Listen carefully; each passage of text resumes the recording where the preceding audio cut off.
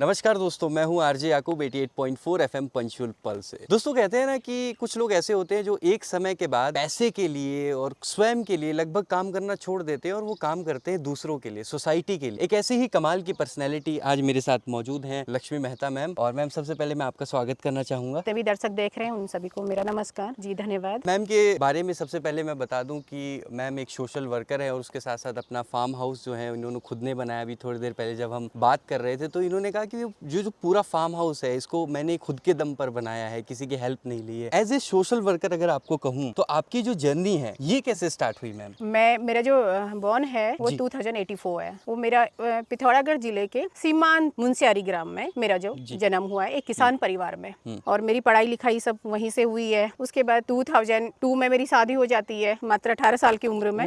क्योंकि हमारे पहाड़ों में क्या होता है ना कि जैसे लड़की 18 साल की होती है वैसे उनकी शादी की तैयारियां शुरू हो जाती हैं। तो घर वालों को हमेशा से रहता था कि भाई हमारी लड़की कोई अच्छे घर में जाए जिससे सरकारी नौकरी हो, जो आजकल की डिमांड है सरकारी नौकरी। मेरा जो फर्स्ट रिश्ता आया था तो वो थे आर्मी वाले। मेरे घर वालों ने ना आओ देखा ना ताओ देखा, बिल्कुल हाँ बोल दिया बिना मुझे पूछे। हमें देखने की बारी आई तो हम दोनों ने एक दूसरे को पसंद किया और मेरी शादी हो गई। और शादी होने के बाद एक सैनिक की वाइफ होना बहुत चैलेंजिंग है हमारे पहाड़ों में, क्योंकि हस्बैंड 6 महीने बॉर्डरों में रहते हैं। 2 महीने की छुट्टी मिलती थी, तब 2 महीने में क्या कर सकते हैं वो परिवार के लिए, कुछ भी नहीं कर सकते। तो ये बहुत ज्यादा मतलब परेशानियों का सामना हम लोगों को करना पड़ता था। तो धीरे धीरे मतलब 2-3 साल बीते, फिर हमारे बच्चे पैदा हुए। तो हमेशा एक सपना था कि देखो मेरे हस्बैंड तो फौज में है, मैं अपने बच्चों को कुछ अच्छा उनके लिए करूँ, उनका भविष्य के लिए मैं कुछ अच्छा सोचूं। तो देखो हस्बैंड तो फौज में है तो मैं अकेले क्या कर सकती हूँ। परिवार है, ससुराल में भी किसान परिवार है। हमारी जो आजीविका है भेड़ पालन से, अभी हम अनुवाल समुदाय से आते हैं। बहुत ही पिछड़ी जो जाति मतलब अभी यहाँ पे माना जाता है। और भेड़ पालन हमारा जो मुख्य जो हमारा व्यवसाय है वो भेड़ पालन है। और मुझे बड़ा बड़ा गर्व होता है कि हम लोग आत्मनिर्भर हैं, हमारा परिवार पूरा आत्मनिर्भर है और भेड़ पालन से, कृषि से और हमारी आजीविका चलती थी। तो जैसे बच्चे पैदा हुए, उनकी स्कूलिंग की बारी आई तो हमने सोचा कि भाई पति फौज में है, बच्चों को कुछ हायर एजुकेशन के लिए। जहाँ पे मेरा ससुराल था वहाँ पे आज भी नेटवर्क नहीं है, आज भी कोई गाड़ी नहीं जाती है। इतना इंटीरियर मेरा ससुराल है, इतना ही इंटीरियर मेरा मायका भी है। वहाँ पे भी नेटवर्क की कोई सुविधा नहीं है। और गाड़ी अभी मतलब बड़ी मुश्किल से, मतलब बरसात में तो नहीं जाती है। अभी जैसे बरसात खत्म हो जाएगा उसके बाद गाड़ी वहाँ पे अभी शुरू कर रहे हैं, ये 2026 में। तो मैं बहुत ज़्यादा क्यूरियस हूँ, जैसा कि आपने बताया कि आपकी जो स्टोरी है, जो कहानी है, एक ऐसे गांव से आती है जहाँ ना नेटवर्क है, ना कोई मोबाइल की सुविधा है, ना ही दूर संचार का कोई माध्यम है। तो आप कैसे खुद को मोटिवेट कर पाते हैं, कैसे इतना कुछ कर पाते हैं आप? तो उसके बाद जैसे मेरा बेटा पैदा होता है तो मैं हस्बैंड से रिक्वेस्ट करती हूँ जी, क्योंकि मुझे अपने बच्चे को अच्छा मतलब एक इन्वायरमेंट होता है, जो संस्कार होते हैं, संस्कार तो बच्चे को घर से मिलते हैं, लेकिन एक जो इन्वायरमेंट होता है, आसपास का जो वातावरण होता है, उससे बच्चे का मानसिक विकास होता है। घर के अंदर बच्चा उतना ही सीख पाता है जितना माँ सिखाएगी, लेकिन जो आसपास का वातावरण से जो सीखता है वो बहुत कुछ सीखता है। तो हस्बैंड से मैंने रिक्वेस्ट किया, हस्बैंड तब जम्मू कश्मीर में पोस्टेड थे, वहाँ पे ले जाना बिल्कुल भी अलाउ नहीं था। तो हमारी रिक्वेस्ट पे हस्बैंड जी हमें वहाँ पे लेके जाते हैं। तो जब हम बाहर की दुनिया देखते हैं तो हम बहुत कुछ सीखते हैं। बच्चे के साथ साथ मैं खुद भी, मेरा भी मानसिक विकास हो जाता है। क्योंकि एक दूर दराज जहाँ पे अभी तक नेटवर्क नहीं है तो उस समय में कैसा रहा होगा, तो बच्चे के साथ साथ मेरा भी वहाँ पे मानसिक विकास होता है, मैं भी काफी कुछ सीखती हूँ। फिर हमारी दूसरी बिटिया मतलब पैदा होती है तो उसके बाद हम लोग उनके एजुकेशन के लिए, ठीक है एजुकेशन तो ठीक है, फिर हमें उनका स्किल डेवलपमेंट मुझे करना था। उनका एजुकेशन तक तो ठीक है ना। तो मेरे मन में हमेशा से विचार आता था कि मैं क्या कराऊँ, डांसिंग कराऊँ, सिंगिंग कराऊँ, स्पोर्ट्स कराऊँ। तो हमेशा दिमाग में ये घूमते रहता था। तो मैंने उनको ना डांसिंग ना सिंगिंग, मैंने उनको सबसे पहले ताइक्वांडो, उनको सेल्फ डिफेंस के लिए, क्योंकि बच्चे बिटिया भी है बेटा भी है, हम आर्मी बैकग्राउंड से है तो मुझे खुद की रक्षा भी करवानी है क्योंकि मैं भी अकेले रहती थी घर पे। तो मैंने उनको ताइक्वांडो, फिर हम लोग जैसे जम्मू से घर आ गए उसके बाद बिटिया दोनों बच्चों को मैंने ताइक्वांडो क्लास ज्वाइन करवाया। अब ताइक्वांडो क्लास जैसे ज्वाइन किया तो माँ हूँ, उनको चोटें काफ़ी आई तो बड़ा दर्द होता था मुझे स्टार्टिंग में कि भाई नहीं करना है, एक माँ होने के नाते वो हाँ फील होता है। हाँ ये चीज़ें बड़ा दर्द होता था। तो मैंने उसको वहीं पे स्टॉप करके मैंने उनको बैडमिंटन की ट्रेनिंग स्टार्ट करवा दिया। तो फर्स्ट टाइम पे ही बिटिया और बेटा दोनों डिस्ट्रिक्ट चैंपियन बने। ओ क्या बात है। फर्स्ट टाइम पे, मतलब 6 महीने की ट्रेनिंग के और बाद। वो जो हाँ। गर्व होता है ना, प्राउड मोमेंट आता है हाँ, वो। और उसके बाद 2 साल के बाद दोनों बच्चे मेरे स्टेट चैंपियन बनते हैं एक ही स्टेडियम में। और वो दिन था, आज का दिन है, कभी मैंने उसके बाद पीछे मुड़ के नहीं देखा, क्योंकि बहुत सीमित संसाधनों में मैंने ये चीज स्टार्ट किया। क्योंकि जो बैडमिंटन गेम होता है वो बहुत रॉयल गेम होता है, Right. एक आम इंसान के पहुंच से बहुत दूर होता है, और एक आर्मी परिवार तो बिल्कुल भी नहीं अफोर्ड कर पाता है। क्योंकि हस्बैंड की जो जॉब थी, उनकी सैलरी उस टाइम पे बहुत कम हुआ करती थी। 2013 की बात है ये। ओह, बहुत अच्छा। कम उस टाइम में सैलरी हुआ करती थी। तो बड़े चैलेंजिंग रहे। सेकेंड हैंड उनके कपड़े आते थे, सेकेंड हैंड रैकेट आते थे, सेकेंड हैंड जूते आते थे। तो हमने सेकेंड हैंड कपड़े, जैक, रैकेट, शूज पहना के उनको क्या कहते हैं, स्टेट चैंपियन बनाया। फिर बिटिया मेरी नेशनल चैंपियन बनी। क्या क्योंकि बात लड़कों में थोड़ा सा कंपटीशन ज़्यादा रहता है, Right. लड़कियों में थोड़ा सा कम रहता है। तो बिटिया मेरी नेशनल चैंपियन बनी। उसके बाद खेलो इंडिया में उसका सिलेक्शन हुआ। तो उसको स्पॉन्सर के रूप में 8 लाख रुपए पर ईयर उसको स्पॉन्सर मिलते थे। वहाँ से हम बहुत ज़्यादा उत्साहित हो गए कि नहीं, अब हमने पीछे मुड़ के नहीं देखना है, हमें अपनी जर्नी स्टार्ट करनी है। तो बॉयज में कंपटीशन था, बेटा नहीं चैंपियन बन पाया, और बेटे को हमने पढ़ाई की तरफ भेज दिया। तब उस टाइम पे मैं मध्य प्रदेश में रहती थी। अच्छा। अभी बिटिया मेरी मध्य प्रदेश को रिप्रेजेंट करती है। क्योंकि उस टाइम पे हम लोगों के जो ट्रेनिंग है होती थी, उत्तराखंड में इतनी ट्रेनिंग नहीं मिल पाती थी। तो हम लोग बेंगलुरु, हैदराबाद, गोपीचंद एकेडमी, पादुकोण एकेडमी, यहाँ पे हमने अपने बच्चों को ट्रेनिंग दी। तो वहाँ पे बहुत ज्यादा फीस हुआ करता था। अच्छा। 40 से 50 हजार पर मंथ फीस एफोर्ड करना मेरे लिए बिल्कुल भी पॉसिबल नहीं था। काफी टफ हो जाता है ना? बहुत ज्यादा टफ था। उसके बाद मैंने सुना कि मध्य प्रदेश में एक जगह ऐसा है कि वहाँ फ्री ऑफ कॉस्ट 1 रुपया भी वहाँ पे ट्रेनिंग के पैसे नहीं लेते हैं। अच्छा, तो ये मैंने- मतलब कौन सी जगह थी और ये क्या? धार, मध्य प्रदेश का एक धार जिला पड़ता है। अच्छा। वहाँ पे मैंने सुना कि वहाँ पे एक साई की एकेडमी भी थी, एक वैसे एकेडमी थी। वहाँ पे सौरभ वर्मा के जो फादर थे, सुधीर वर्मा, तो वो वहाँ पे फ्री ऑफ कॉस्ट, उनके दोनों बच्चे इंटरनेशनल प्लेयर थे उस टाइम पे। आज तो उनकी शादी हो गई, बच्चे भी हो गए उनके। तो उनके पापा जो सुधीर सर थे, वो फ्री ऑफ कॉस्ट बच्चों को ट्रेनिंग देते थे।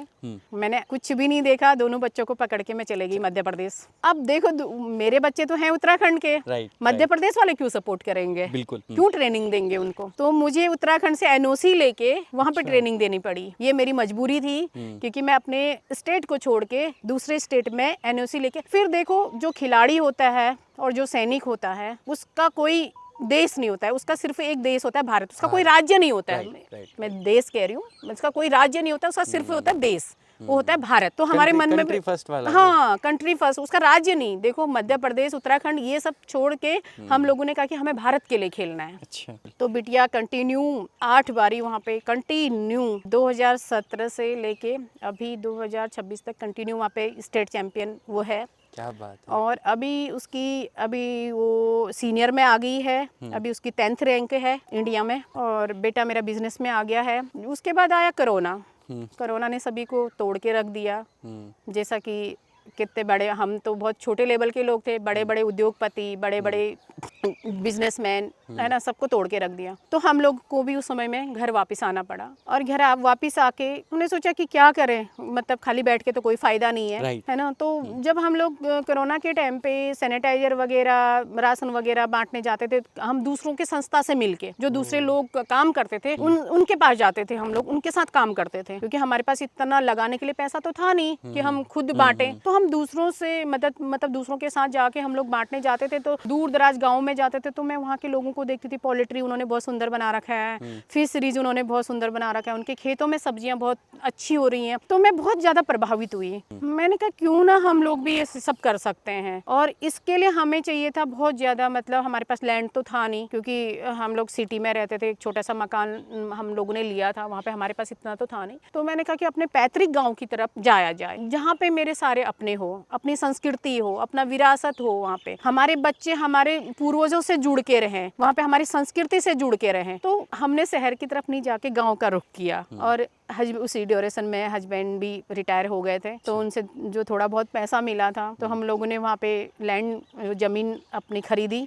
और जब ज़मीन खरीदी तो फिर हम लोग डिपार्टमेंट में गए, क्योंकि सारे डिपार्टमेंट में जाके हम लोगों ने पता किया कि क्या क्या भारत सरकार की योजना है, क्या क्या उत्तराखंड सरकार की योजना है। तो हमें सबसे पहले फिशरीज के बारे में पता चला कि तो मैं सॉरी आपको रोकना चाहूँगा कि आपकी जो फिशरीज और कृषि है, तो इसमें आपका इंटरेस्ट शुरू, जैसा कि आपने अपनी कहानी बताई, तो उसके बाद जब आपने मुझे भी थोड़ी देर पहले जब बताया था कि मैंने ही खुद ने ही मतलब सारी चीज़ें ऑर्गेनाइज करी, सारी चीज़ों को मैंने क्रिएट किया, बनाया, तो ये कैसे हुआ, इसके बारे में थोड़ा बताएं। सर मुझे फिश और पोल्ट्री तो बिल्कुल भी नहीं करना था, क्योंकि थोड़ी सी मैं स्पिरिचुअल भी हूँ। मुझे 2 साल लगे इन सब चीज़ों को सोचने में। मेरा हमेशा से था कि मैं गौ सेवा करूँ, बचपन से मेरा जो वहाँ पे मैंने ज़मीन ले रखी थी वो मैंने गौ सेवा के लिए ही ले रखी थी। मैं वहाँ पे गौधाम बनाऊंगी और गौधाम बनाने के बाद मैं गौ सेवा करूंगी। ये मेरे मन में बचपन से मैं गाय के प्रति मेरा बहुत ज़्यादा स्नेह था और पर्यावरण के प्रति। तो मैंने कहा कि गाय पालूंगी, उसके बाद उनके जो गोबर का खाद होगा उसके लिए मैं पेड़ पौधे लगाऊंगी, पर्यावरण को संरक्षण करूंगी, है ना, जल संरक्षण करूंगी। ये मेरे दिमाग में चलते रहता था। मैं पढ़ते रहती थी, किताबें पढ़ते रहती थी, देखते रहती थी सारी चीजें। कोरोना के टाइम पे कुछ करने को तो था नहीं, तो मैं पढ़ते रहती थी। तो मेरा हमेशा से था कि मैं गाय पालूंगी। तो अब डिपार्टमेंट में गई तो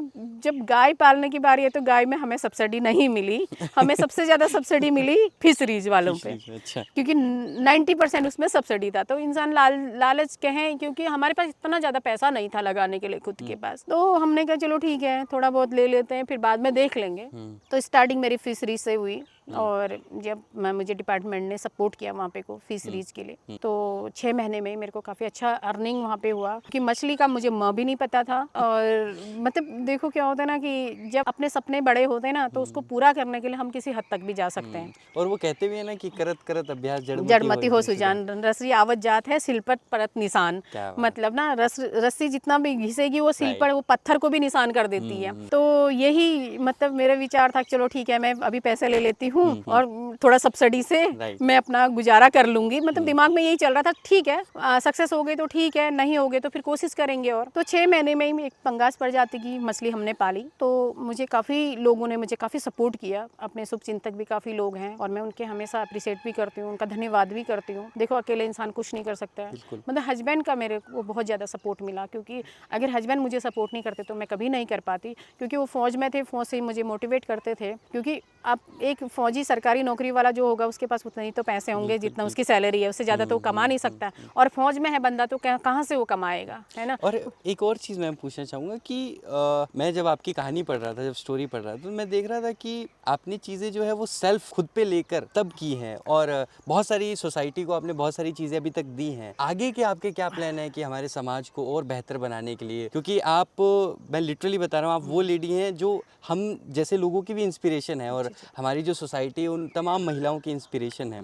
तो आप खुद को केंद्र में रखते हुए आगे क्या प्लान कर रहे हैं? मेरे वो शुरुआत से ये था कि मैं एक आर्मी वाले की वाइफ हूँ, सैनिक परिवार से हूँ, तो मैं सैनिकों के लिए क्या कर सकती हूँ, उनके परिवार के लिए मैं क्या कर सकती हूँ। क्योंकि जो सैनिक होते हैं वो ड्यूटी पे होते हैं और उनके बच्चे घर पे होते हैं। जब बच्चे बड़े हो जाते हैं, पढ़ लिख के अपने अपने जगह पे चले जाते हैं, तो जो उनकी वाइफें होती हैं वो घर पे उनके पास कुछ काम नहीं मिलता है। कोई जॉब में होते हैं, ठीक है, कोई अपना जो भी काम कर रहा है, जो कुछ नहीं काम कर रहे होते हैं, क्योंकि पहाड़ों में इतना कुछ मिलता नहीं है। प्लेन से में तो काफ़ी चीज़ें मिल जाती है, पहाड़ों में कुछ। तो मैंने एग्रीकल्चर को चुना, क्योंकि एग्रीकल्चर ही एक ऐसा चीज़ है कि जिसे अनपढ़ इंसान भी कर सकता है, पढ़ा लिखा भी कर सकता है। हमारे जो डिपार्टमेंट है काफ़ी योजनाएं हम लोगों को दे रहे हैं। जैसे भारत सरकार हमें काफ़ी योजना दे रही है, उत्तराखंड सरकार हमें काफ़ी योजना दे रही है। जब मैं डिपार्टमेंट में जाती थी मैं सोचती थी कि यार हमारे आर्मी वालों की वाइफें क्यों नहीं कर सकती हैं। तो मेरा हमेशा से फोकस्ड रहा कि समाज, ठीक है, समाज, और मतलब समाज के लिए 50% आर्मी वाइफों के लिए, क्योंकि हस्बैंड तो ड्यूटी पे रहते हैं। वो बेचारी आजकल आप देख ही रहे हो कितनी चीज़ें का कुछ काम नहीं मिलता, तो इंसान डिप्रेस्ड हो जाता है। सोसाइटी मतलब समाज में इतनी चीज़ें चल रही हैं कि मतलब करने के लिए कुछ नहीं है। अगर कोई मोटिवेट करे, कोई इनको मार्गदर्शन दे तो वो कर सकती हैं। तो मैंने अपना सेल्फ किया और 0 से स्टार्ट किया, कम इन्वेस्ट में, और आज मॉडल सबके सामने में तैयार है। ज़्यादा समय नहीं हुआ है, 3-4 साल हो रखे हैं, और अभी और आगे कुछ अच्छा करूँगी। और मैं सभी आर्मी वालों की वाइफों से विनम्र निवेदन करना चाहती हूँ कि मेरी तरह वो भी आगे आएँ और अपने जितने भी बंजर भूमि हैं उसमें एग्रीकल्चर करें। हमारी सरकार इतनी ज़्यादा योजनाएं दे रही हैं, भारत सरकार देश के किसी भी कोने में रह रहे हैं। हर एक कोने में हमारी सरकार हर मतलब एग्रीकल्चर में बहुत अच्छी योजनाएं दे रही। शुरुआत करने में थोड़ी सी मुश्किलें बहुत आती हैं और जब बन के तैयार हो जाता है तो काफ़ी अच्छा लगता है। और इसके पीछे भी एक कारण है, क्योंकि एक हमेशा से सपना होता था कि एक हमारा भी फार्म हाउस हो। क्या बात। क्योंकि मैं एक बारी major general BPS Bhakuni Bareilly में थे तो उनके फार्म हाउस पे गई थी। अच्छा। तो उसी दिन मैंने ठान लिया था 2017 में कि एक दिन मैं भी बनाऊंगी। वो 2017 से लेकर 2026 में कंप्लीट हुआ है वो मेरा ड्रीम। क्या तो बात। देखो, सपना देखो और उसको साकार करने की हिम्मत रखो। तो मैं सभी से यही कहूँगी कि अपने सपने साकार करो। बहुत बहुत धन्यवाद आपका। Thank you. और आपने जिस तरीके से देखा, उम्मीद है कि हमारे व्यूवर्स को ये जो जानकारी है और ये जो कहानी है, दिल से बताऊं तो मुझे भी बहुत मोटिवेट करती है और मुझे आशा है कि हमारे व्यूवर्स को भी बहुत मोटिवेट करेगी। आपका बहुत बहुत धन्यवाद मैम, इतना कीमती समय हमें देने के लिए। जी, शुक्रिया। धन्यवाद।